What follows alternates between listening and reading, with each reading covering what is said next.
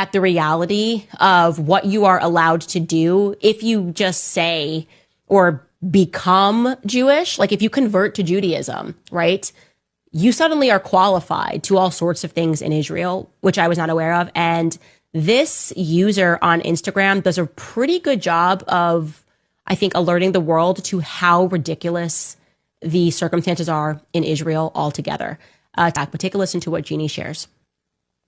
I am not Jewish. I was born abroad in Spain to an American father. And around the age of 4 or 5, we moved to the United States, where I spent the rest of my life and was raised very Catholic.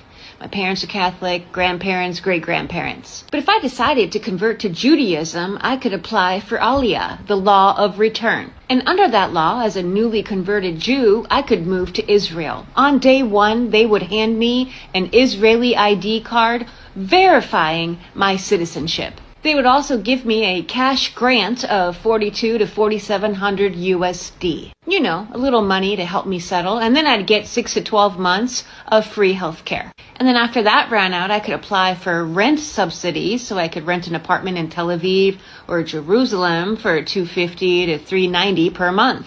Plus, I would also qualify to not pay any income tax to Israel for 5 to 10 years. Now, if I decided I wanted to live in the West Bank, well, I'd get a bunch more. Israel would give me anywhere from $1,300 to $1,700 per month for 2 years.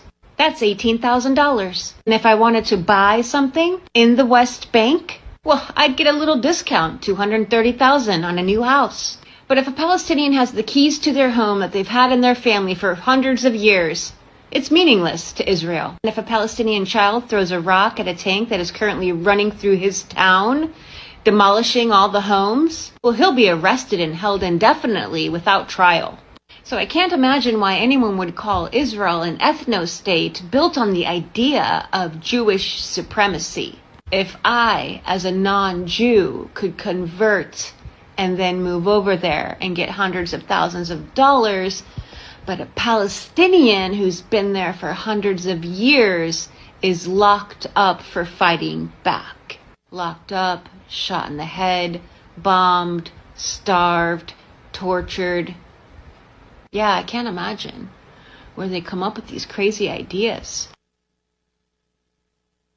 Completely and utterly ridiculous, psychopathic, ethnocentric. When she says it in that regard of like, hey, if I did this today, here's what would happen, you really appreciate the absurdity of what is happening and what has been happening for a very long time.